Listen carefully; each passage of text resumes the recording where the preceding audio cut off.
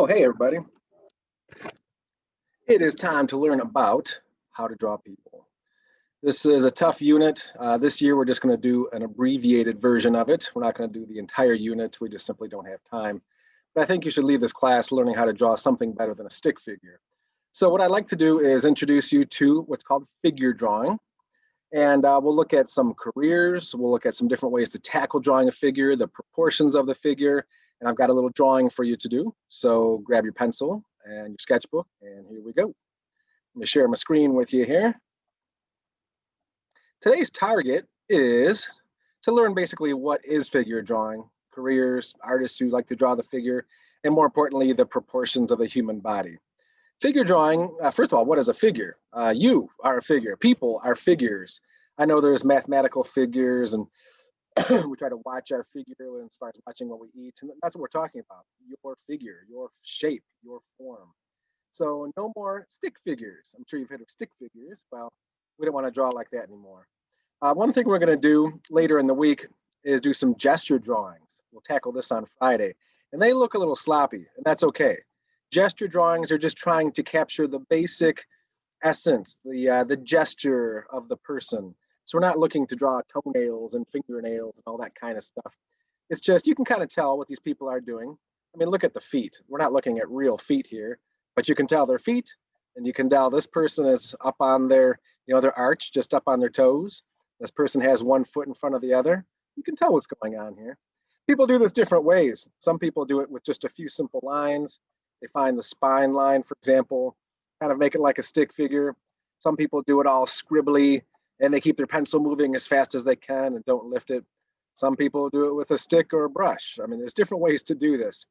It's pretty important, though, that you can draw a figure quickly, especially if they're moving, like a baby, or imagine trying to draw a horse rearing up. Like, you've got a matter of a second or two. So we're going to do some fast gesture drawings. I'll even show you how to use something like charcoal to add some weight to your figures so they don't just look like stick figures, but you can see some solid three-dimensionality about them.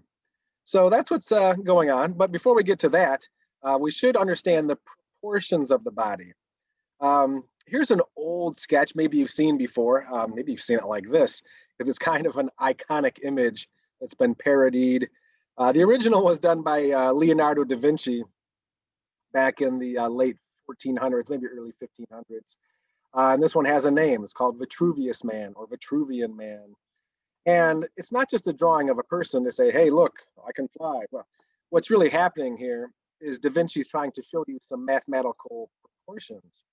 And in his notes, he wrote, and I can't read this because I think it's in Latin and it might even be backwards. The guy was always hiding stuff.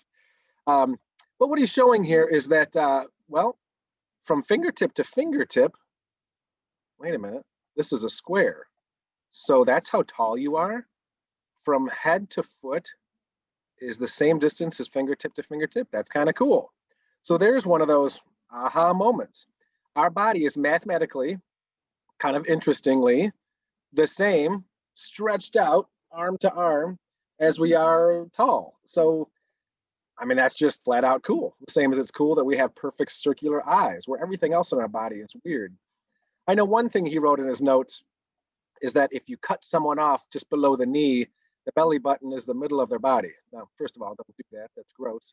It's kind of interesting. If you cut someone off at the knee, the belly button is the middle of the body, between the head and the knee. So that's kind of strange. Obviously, the middle of your body is right here where the groin is, or where your two legs meet. So there's another interesting thing, halfway down, just like halfway down your face is where your eyes are. So that's kind of cool.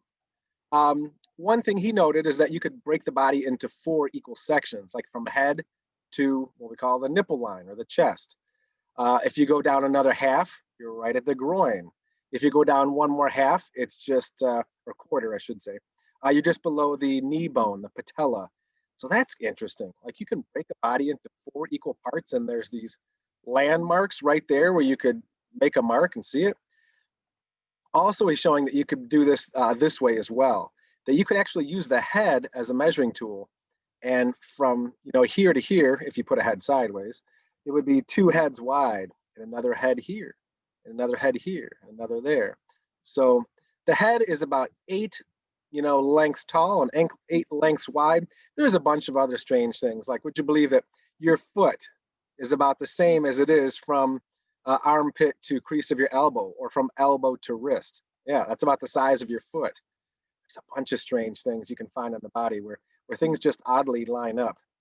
So we're going to look at some other ones, but even back in the 1400s, this guy was checking this stuff out. And so what he was doing was trying to find a kind of a spiritual, mathematical, scientific way to explain us organic folks. So some people use the 7.5 heads tall system. They say 8 heads is just, it's not perfect. It's not going to work. And there might be some truth to that. But for our purposes, for drawing people, the 8 heads tall system is much easier, obviously. Eighths, halves, quarters. So here's a full grown adult. And if you look, here's one head from head to chin. Go down one more head, nipple line. One more head, the belly button lines up right there. Are you kidding me? One more head, you're at the groin. One more head down, that's where your fingertips would go if you were to stretch them out like you were a soldier or something. One more head, you're just below the kneecap. And one more, you're at the bottom of the calf. So that's just cool. Now, that's if you're a full-grown adult. You may be, at your age, 7.5 heads tall. If you're a little one-year-old peanut, you might be 4 heads tall. And have you ever seen Charlie Brown's? Actually, they call them peanuts. You know, Charles Schultz has drawn Charlie Brown and Lucy and Linus. They look like 2 heads tall. Their head is the same size as their body, which makes them especially cute. And probably why they're called peanuts, because they're like shaped like a peanut. Anyway, the older you get, the less, or the more heads tall you are, the smaller you are, the less heads tall you are. I'm tongue-tied. You get it. All right, moving on. Here's another view where you can see sort of the skeletal structure. So you can see that 8 heads tall rule. Isn't that cool, though, how things just line up on those marks? And you can see it here, just like Da Vinci did, breaking it up kind of horizontally into 8 sections. Now, when you're drawing a person, do you stop and think about all that? Sometimes. If your arms look a little bit long, you might go, wait a minute, the arms can't be below the mid-thigh, you know. So yeah, it can be helpful. So here you can see just a look with this skeletal structure. You can kind of see how the wrists are just below the halfway point. So artists do think about that the knees are just above, you can see the knee bones here, just above this quarter point. Those little landmarks and making that knowledge just intuitive so you've got it, it can be really helpful, especially when you're starting to draw a figure. Some people don't worry about accurate proportions. People in the cartooning, anime, manga, that kind of stuff, that industry. I mean, this person's head is about the size of their hands. And as you can see, my hands are a bit smaller. The feet, those look gigantous. Here's one that's really out of control. I mean, the hands are bigger than the head. The feet are like twice as big as the head. I mean, they're unrealistic proportions. But if you want to make a big guy like this seem really big and angry, well, you might not have much for brain, so make that small. But those forearms that can pound stuff, you accentuate those. And here's a really crazy version. I mean, these proportions are totally out of whack. Yet, I still think it's pretty cool. I mean, the coloring, this monochromatic green and the veins and the textures and the lighting, it's really well done. But if you see a guy with the head that small, tell him to stay off the steroids. I mean, that's just weird. And some people do this with cartooning. They make huge eyes and small noses. So yes, you can break the rules once you know the rules. But today, I'm trying to teach you the rules, the real way to draw something realistic. By the way, if you want to do some possible careers in this, we'll get to the drawing in just a minute. You could be a fine artist. That's a great career. Many an artist has made a name for themselves, like Kahindi Wiley here, painting or drawing people. You go through an art history book, you're going to see, yeah, not just still lives and landscapes and architecture and, portraits, but also people. You know, some of the best paintings we've got throughout history are some of those most memorable sculptures and paintings are of people. So if you can get good at the anatomy, man, there's tons of jobs. You could be a sculptor, so not just a painter or a drawer. You could be an anatomical illustrator, like Da Vinci's here. Da Vinci was one of the first illustrators of anatomy. Yes, he actually went into a morgue, dissected bodies, ripped their skin off, and drew the muscles and bones and tendons. He even once drew a lady who died in childbirth. So he cut her open and drew the baby. It's called in utero or in the womb. Ugh. I don't think I could do that. But there's still people doing this. We see these when you go to the doctor's office, at least I do, because I'm always hurting myself. You see these posters on the wall that show you the biceps and the triceps and the quadriceps and the deltoids, and you can say that hurts right there. And anyway, anyone that's in the graphic novel business, cartooning, anime, that kind of stuff, you should know how to draw people. They're generally more stylized and they break some rules, but graphic novels, I mean, come on, you have to learn to draw people. So the more realistic you can make them, I say the better. I think these are kind of strange looking, but there's people making money doing that. You could do illustrations for books. You could be a romance novel or children's books, movie posters. I don't know how big these are anymore, but when I was a kid and I went to the movies, man, I watched the movie and that was great, but I would just ooh and ah at the movie posters because they were all drawn and painted by hand. Well, these are obviously reproductions, but someone actually made them. It wasn't just done on a computer. Another possibility is fashion design. If that's on your radar, apparently you have to learn to draw especially skinny people. Some people think clothes sell better when they're on toothpick people.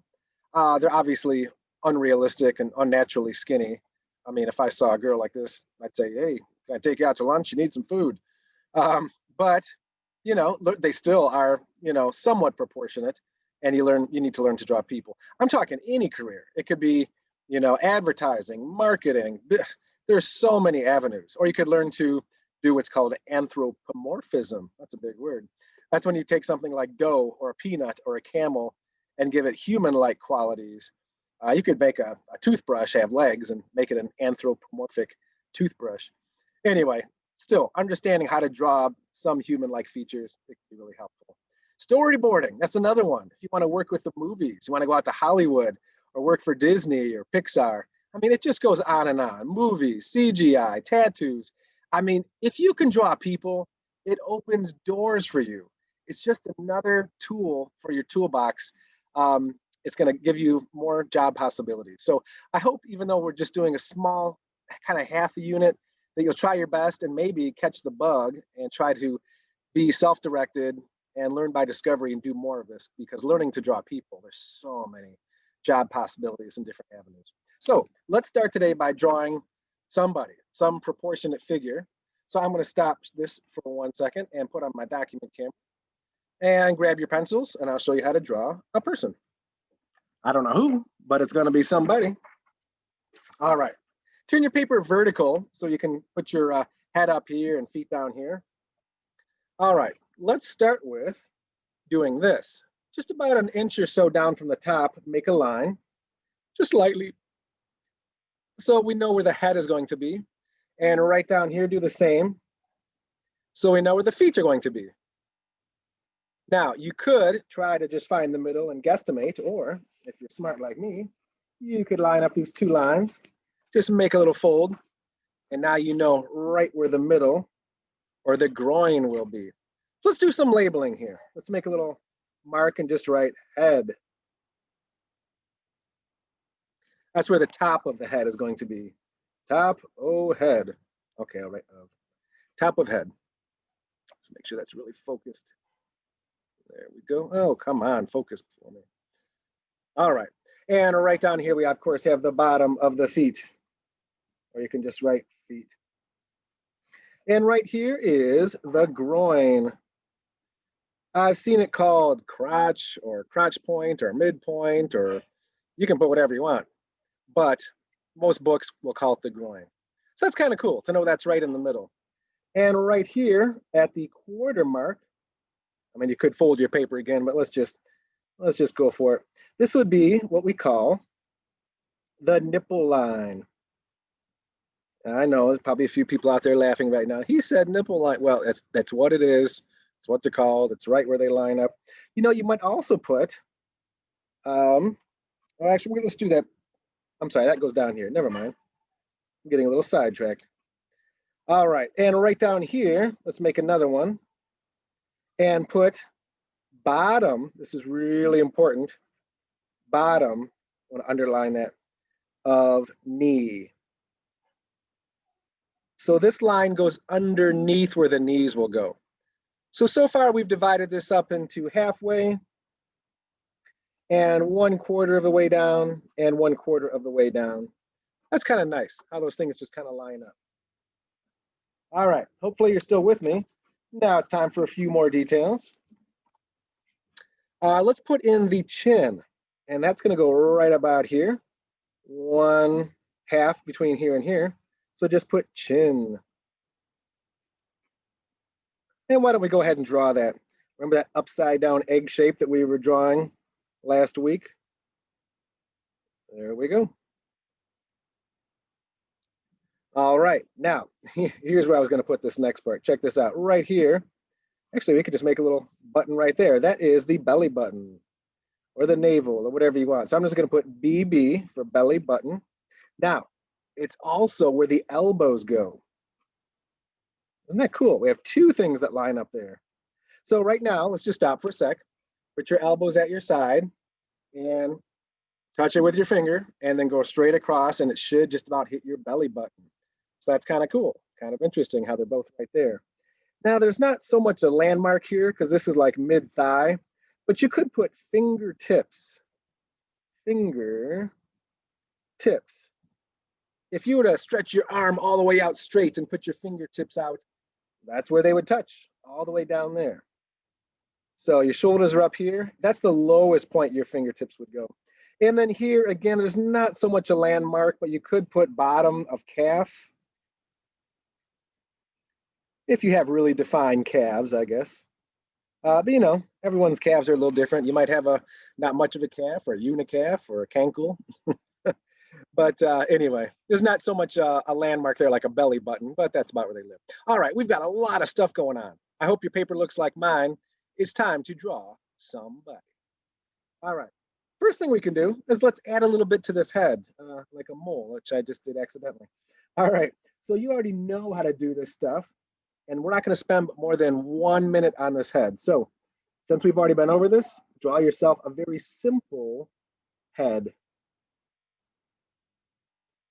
And in this part, you do not have to follow me. You already know some of these basics. Just quickly draw yourself a basic somebody. I'm obviously not getting nearly as detailed as I have in the past.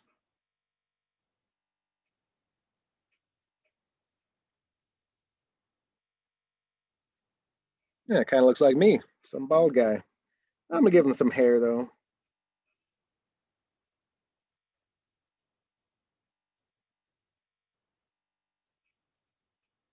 There we go. So we've got somebody. If you've got an extra 10 seconds, hey, you can give it a little shading and make it look even better. I'm gonna give this guy a mustache. Why not? There we go. So some fella. All right. Now it is time for the shoulders. Now remember this? We talked last week about how a person is about 3 heads wide. So imagine 2 invisible heads on both sides, and that's about as wide as the shoulders would go. We don't want to really go past that unless you're making a superhero. But we could add the neck here too. Remember, the neck comes right off the outside of the eyes. There we go. So I'm going to just as I get past the chin here, I'm going to slope these shoulders over this way. And we'll just let them go all the way to that line. So now we've got some shoulders.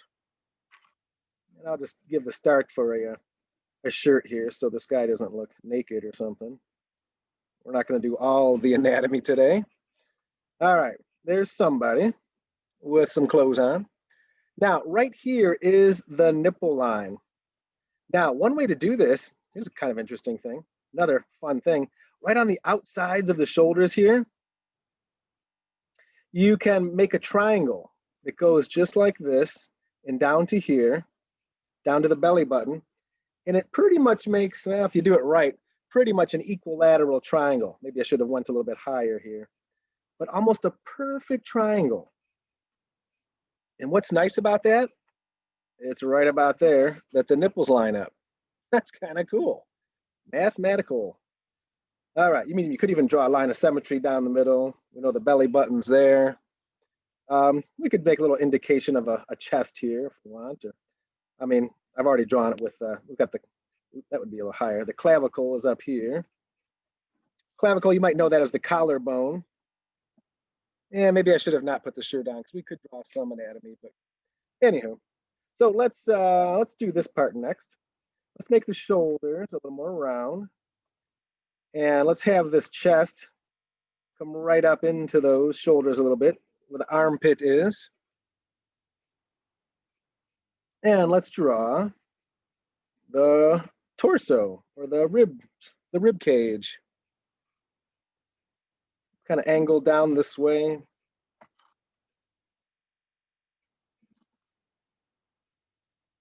And then it comes out a little bit. If you're in good shape, if you're like me, it pretty much goes straight. All right. So we can just widen this out. I mean, you could make a little in and out, like a little bit of, oh, what do they call these? The old love handles or spare tire. They're actually called obliques. You know, a lot of people have a little waist there. So if you want to make those more pronounced, you can, and bulge those out a little bit. All right, we'll get to those arms in just a sec, but right here is where the legs meet. So why don't we take this minute to just go like this and make like a really tall, skinny letter A, something like that. So I'm not going to draw any junk here. Let's just keep this guy real humble. Maybe we'll just put some shorts on him. So right here, where the waist is, we could draw a line, and if you want, we could just go like that.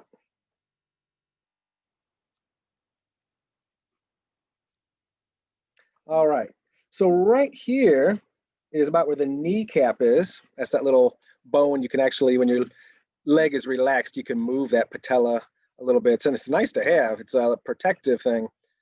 Of course, I've had a couple friends that have shattered those, and that's not much fun. Anyway, we could draw the rest of the leg coming down to there.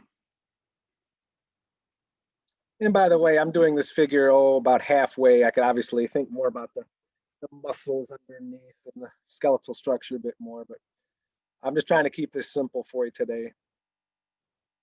Let's get back to those arms, and we'll finish the bottom in a second.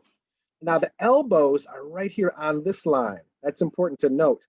So we can go ahead and put in part of an arm here. Because up here we've got the tricep and the bicep is in here. But that's about where the elbow would go. So we can draw another over on this side. And then we have the wrists, by the way, you could put right here. We might as well put that in there too. Wrists. The wrists are right on this line. So you've got the other part of the arm, and make it bigger up here and then smaller. Okay, kind of like an upside down bowling pin. And after that, you can put the hands. Now the hands are not going to go down as far as the fingertips. That would be the furthest they're going to go. So we need to make the hands a little shorter than that. So for right now, just envision them, about that size. All right. So I'm just going to make a really simple hand. I'm going to start with what I call the meat of the hand, this part here, and then I'll put some fingers on it. So I like to start with the meat, and then I'll make like a thumb come off of there, and then I'll just draw some fingers. Let's do another over here. There's the meaty part of the hand. There's a thumb. And here's some fingers.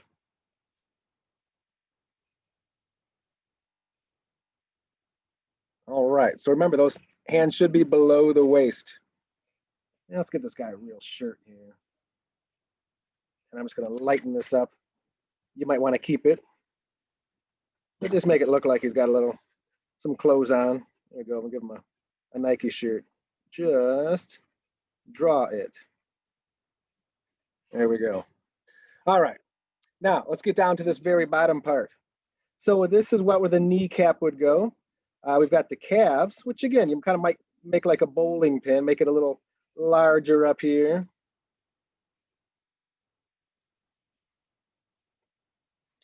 Don't go all the way to the bottom yet. We're gonna make some feet. Now, a big problem I see is people make feet like this and they'll make like a right angle. Whoa, that's really weird. Whoa. It's kind of like shoulders. They should slope.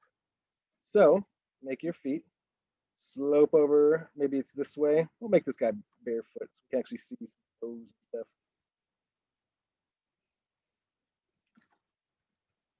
As you can see, I'm carving mine into being. There's one toe. There's a couple other hanging on there. See a little bit of the ankle. So we should actually move this kneecap over because his foot is turned out a little bit. And maybe we'll keep this one straight. And we'll just go like this. There's the ankle, and there is toe number one, and the rest of the toes kind of in line. So 1 foot facing forward. This is a little more difficult because this is what's called foreshortening. We have a head-on view of this foot. So that might look a little strange, but looks something like that. And this knee would probably be a little more facing forward. So you can see I'm always kind of making some adjustments. I'm kind of a sculptor when it comes to drawing. I take a few lines, I wait till I get it right. Let's give this guy a belt or something so he looks a little more normal. So let's zoom out here. So we've got somebody. This could obviously go a lot further. I hope yours turned out okay. Yes, make sure we get this guy some pants too. So there's lots more to be done, right? And lots of shading is definitely going to help bring this person, you know, into fruition to make it look realistic. Each one of these little pieces and parts are cylinders that need to be shaded, and you already know about a lot of this stuff. So if you want to take yours further, feel free. But I hope you've got someone that's somewhat proportionate, that the wrists and the fingertips and the knees and all the things are kind of where they should go. So those are basic human proportions. You're welcome. Next time I see you, we're not going to do this with such precision and kind of mathematical way of looking at it. We're going to loosen up and do some quick gesture drawings. See you next time.